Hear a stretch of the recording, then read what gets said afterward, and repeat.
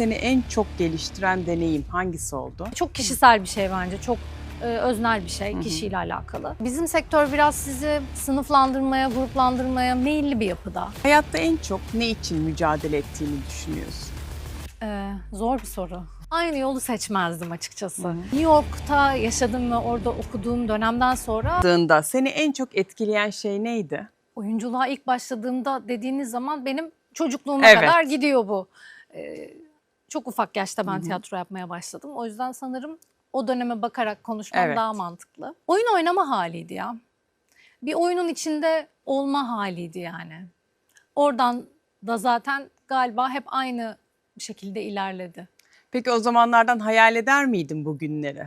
Hiç öyle bir şeyle başlamadım ya. Çok uzun sürede sadece tiyatro olarak tiyatro merkezinde ilerledi aslında benim için. O yüzden Peki- böyle bir hayalim galiba yoktu ya. Ekran olarak yoktu en azından. Peki o yolculuğa yeniden başlasan yine aynı yolu seçer miydin? Yoksa aklında kalan bazı böyle sapaklar oldu mu? Ya oldu. Aynı yolu seçmezdim açıkçası. Ben New York'ta yaşadım ve orada okuduğum dönemden sonra Türkiye'ye geldiğimde burada okulumu dondurup gitmiştim. Okulumu bitirmeye geldim ve normalde plan okulu bitirince New York'a dönüp yükseğimi yine oyunculuk üzerine yapıp orada devam etmekti. Fakat Türkiye'ye geldikten sonra kendimi burada bir anda sektörün içinde buldum. Yani dizi sektörünün içinde Evet. buldum daha doğrusu. Okurken aynı anda çalışmaya başladım. Bir kere de sektöre girince öyle bir ben şimdi bu zamanı kesiyorum burada, donduruyorum, gidip yüksek yapıp geri geliyorum gibi bir şey olmuyor. O içimde kaldı ya. Birazcık daha en azından geç sektöre girmeyi isterdim. Peki New York'ta geçirdiğin dönem sana oyunculuk dışında neler öğretti? Farklı açılardan bakabilmeyi öğretti. Multidisipliner olabilmeyi öğretti ve ön yargılardan uzak olmayı öğretti sanırım. Bu sadece oyunculuk anlamında değil, yani hayatın her yerine entegre olan bir şey olarak söylüyorum bunu. Çok yönlülük, kesinlikle çok yönlülüğü kattı bana. Farklı disiplinlerde eğitim almak, medya var, sinema var, tiyatro, bale seni nasıl geliştirdi? Bir kere bir karakteri ele aldığınız zaman çok daha farklı yönlerden bakmanızı otomatik olarak sağlıyor. Yani tek bir bakış açınız olmuyor. Sadece aslında galiba oyunculuk anlamında da değil. Bunu hayatın her yerine düşünebiliriz. Farklı pencerelerden bakmak, o pencereyi alıp bu pencereyle bir araya getirmek ve bir dakika ya, böyle de bir şey var, bunu da buna ekleyebilirim gibi çok yönlü bir düşünmeyi katıyor bence. Peki mesela hani çocukken bu sektöre adım atmak karakterinde, hayatında neleri değiştirdi? Mesela şimdiki bir çocuk oyunculara baktığında mesela onlara nasıl tavsiyeler vermek istersin? Yani ben çok da dizi sektörü özelinde çok yaşım ufak değildi, yani yine 20'lerimdeydim ama tiyatro özelinde tabii ki çok ufaktım. Kamera önü özelinde söyleyebilecek olursam geç büyümeye çalışsınlar. Şimdi kendim de çünkü ufak oyuncu arkadaşlarımla çalıştığım zaman görüyorum. Haliyle bizden çok etkileniyorlar, Evet. büyüklerinden. Onlar gibi olmak gibi bir merak ve gayret de oluyor.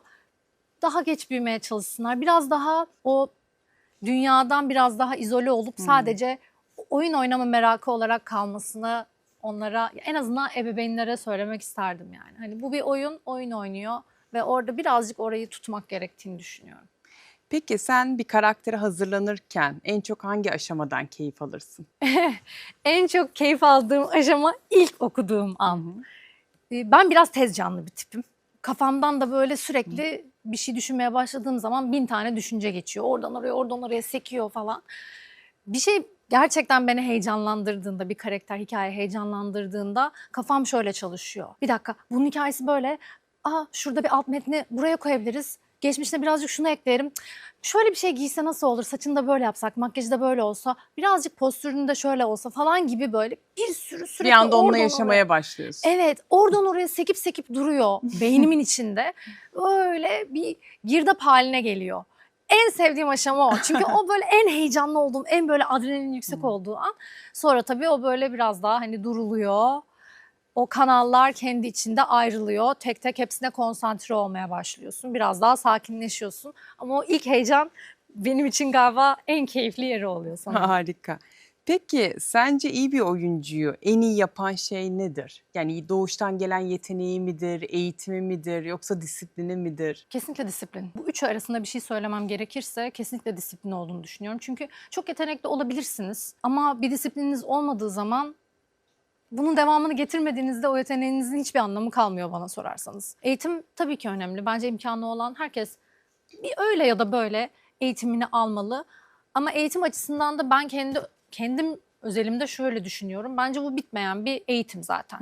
Her yeni işle, her yeni karakterle başka bir şey öğreniyorsunuz. Ya kendinize de başka bir yönü keşfediyorsunuz Evet. bu arada. Peki sence bir oyuncuda disiplinin eksik olması o seti, o sahneyi nasıl etkiliyor? Karşınızdaki sizle beraber oynayan partnerinizi etkilediğini düşünüyorum. Ama bence ekip de etkileniyor, yönetmenler de etkileniyor. O yüzden disiplin kesinlikle olmalı. Set özelinde de olmalı. Ben şey severim bu arada. Sette hep böyle bir lokomotif gibi görüyorum set mantığını ben. O başı çeken mutlaka biri oluyor. Bu tabii ki en başta yönetmen. Evet. Bütün setin tonunu belirliyor. Orada bir disiplin olduğu zaman galiba zaten otomatik olarak bütün ekip ve oyuncular da onun böyle o çatı altında toplanıyor gibi hissediyorum. Peki sen böyle bir durumda karşılaştığında ne yaparsın? Çok fevri bir tip değilim. Ama gördüğüm şeyde tatlılıkla söylemeyi tercih ederim. Karşımdakini de hiçbir şekilde kırmayacak şekilde. Biraz daha hani orta yolla, Bulursun hep. tatlılıkla bularak halletmeye çalışırım. Bugüne kadar hayatında seni en çok geliştiren deneyim hangisi oldu? Kesinlikle yurt dışında çalışmak ve yurt dışında dönem dönem yaşamak. Bambaşka kültürden insanlarla tanışıyorsunuz. Onların hayata nasıl baktığını görüyorsunuz. Onların çalışma ve iş disiplinini görüyorsunuz. Ya bunlardan etkilenmemeniz mümkün değil. Otomatik Evet. olarak gördüğünüz şey en azından benim özelimde benim de karakterimi geliştirdiğini düşünüyorum kesinlikle. Çalışma stilimi de kesinlikle değiştirdiğini düşünüyorum. Peki seçim yapmak zorunda kalsan sahne mi kamera mı? Sahne. Sahne. Kesinlikle sahne. Farkı ne senin için? Orada daha özgürsünüz ya. Kamera önünün yakınlığını ve o intim olma halini seviyorum. Ama orada daha belli başlı böyle bir kutu çerçeveniz daha kısıtlı. İşte açılarınız var gibi. Işığınız var, ışığı almanız gerekiyor. O açıdan çıkmamanız gerekiyor gibi.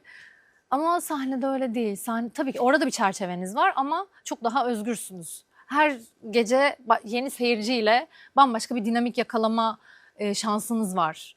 O yakaladığınız dinamikle bambaşka bir şey yaratma şansınız var. O yüzden onu daha keyifli buluyorum. Ya keyifli doğru değil. Kamera önünde keyifli ama daha oyuncaklı buluyorum diyelim. Peki bir oyuncu olarak kardeşin Tuna Gümeli ile birlikte Edinburgh Festivali'nde yer aldınız. O deneyiminden de bahsedebilir misin? O nasıldı? Edinburgh bir kere çok acayip bir deneyimdi ama galiba onu söylemeden önce şundan bahsetmem hani bilmeyenler için daha mantıklı olur diye düşünüyorum. Çalışırken kendime bir alan yaratmam gerektiğini hissettim. Kardeşim de oyuncu, o yurt dışında yaşıyor. Onda da aynı hissiyat vardı. Kendimize bir üretim alanı yarattık. Burada yazıp çizdiğimiz, oynadığımız, çektiğimiz bir alan olarak bunu kodladık. Kardeşimin yazdığı, onun oynadığı, benim yönettiğim, benim de turnelerden birinde oynadığım bir oyun çıktı ortaya. Bu oyunla beraber biz Edinburgh'a gittik. Acayip bir yer orası ya. Yani ben daha önce izlemeye gitme şansını bulmamıştım. Hayalimdi orada oynamak ve direkt gidip orada bir prodüktör, yönetmen ve oyuncu olarak bulundum. Hala tüylerim diken diken oluyor anlattığım zaman. Çok acayip bir his. Peki iki kardeş bu projeleri devam etmeyi düşünüyor musunuz? Tabii düşünüyoruz. Yani bu oyunu planladığımızda zaten turne mantığında ilerlemesiyle planlamıştık. Oyunun adı da The Unexpected Mayfly ve İngilizce bir oyun. Bu oyun turnelere devam edecek. Ben tabii bu sene birazcık yoğun çalıştığım için çok ilgilenemedim. Turne süreci biraz yoğun geçen bir süreç. Ama bu alanda da üretimlere sadece tiyatro alanında değil, farklı alanlarda da devam etmeyi planlıyoruz. Ben böyle iş bitti, 2 hafta dinlendim ve tamam bana yetti, hemen tekrar kafa çalışmaya başladı. Şimdi biraz güzel. yazma sürecindeyiz yani projenin yazım sürecindeyiz. Bakalım. Harika, o zaman heyecanla bekliyoruz. Sağ olun. Boş bir gününü tamamen kendine ayırdığında neler yaparsın? Ben erken uyanan bir tipim. Sabahları özellikle kendime ayırmayı sabahları çok seviyorum. Eğer yazsa hemen kendimi dışarı atarım. Zaten sahile çok yakın oturuyorum. Hemen atarım, yürürüm. O böyle güneşle kalkmayı ve uyanmayı seviyorum. Dönerim, kahvemi demlerim. Her sabah mutlaka kitap okurum. Sıkı bir okuyucuyum hatta diyebilirim. Harika. O yüzden en temel rutinim galiba sabah rutinim oluyor yani. Yürüyüş, üzerine kahvem ve kitabım. Daha sonra mutlaka hareket ederim. O gün küreye gidiyorsam küreye giderim. Yok, hayır, spora gideceksem kalkıp spora giderim. Yani günlük rutinlerim arasında kesinlikle hareket, okumak çok böyle etrafında gelişiyor her şey diyebilirim yani. Peki böyle kendi modunu düşük hissettiğinde senin böyle yaratıcılığını arttıran, içindeki hani pozitifliği arttıran şeyler var mı? Var, yürümek.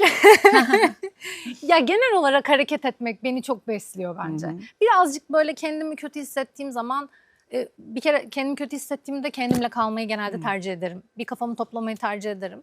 O da bir şeylere biraz pesimist bakmaya başladıysam eğer hareketle her şey bence pozitife dönüyor ya. Biraz da çok böyle bedenle de çalışan biri olduğum için sanırım çok beden odaklıyım yani bu konuda. Kendimi düzeltme konusunda da ben beden odaklıyım.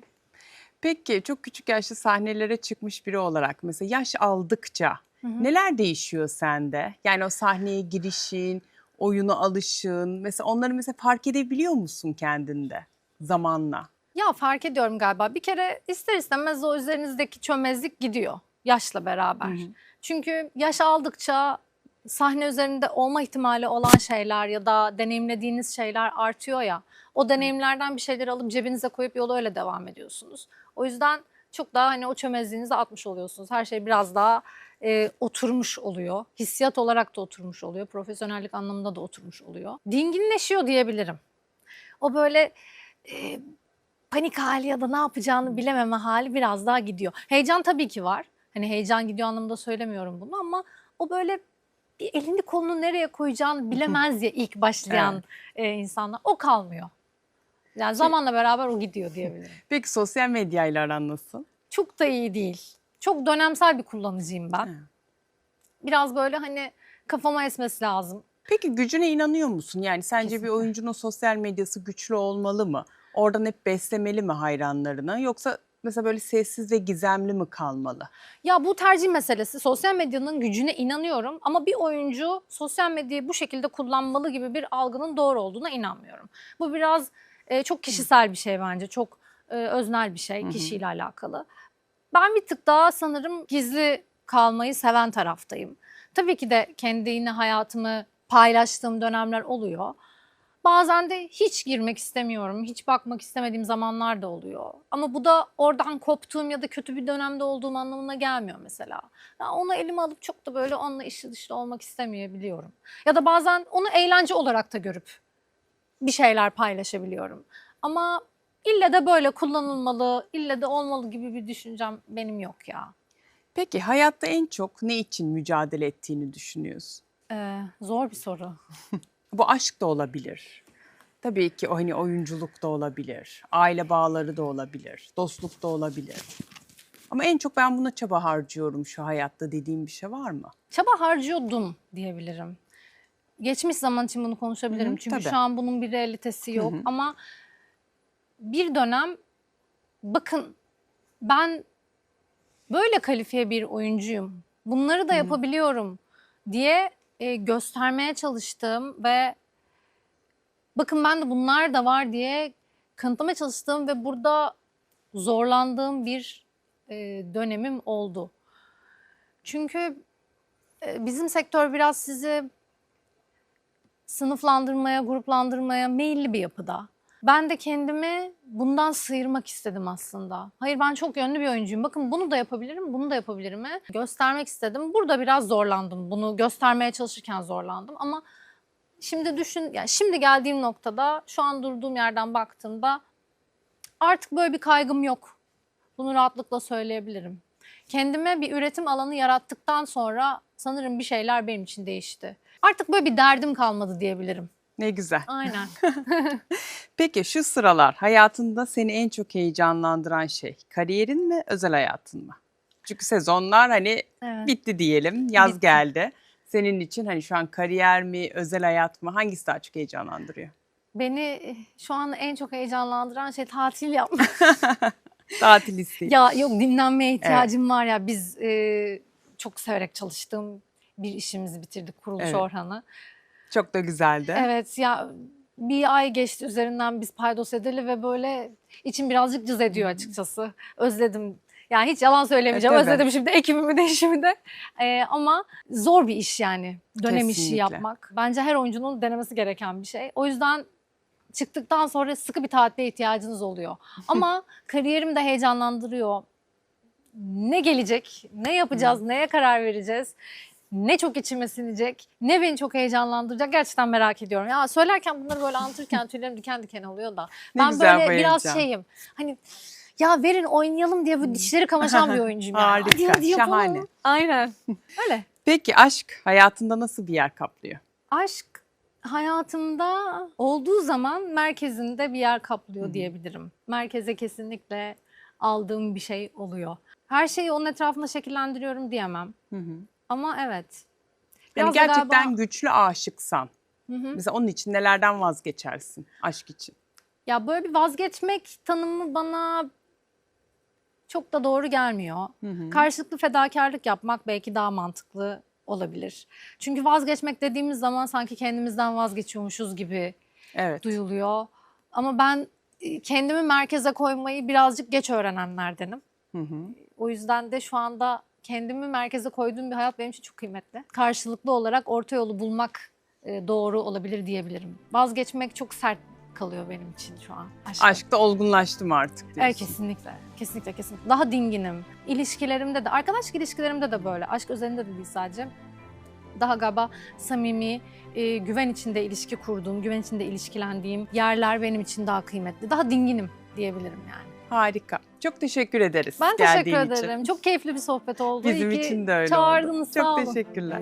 Görüşmek üzere.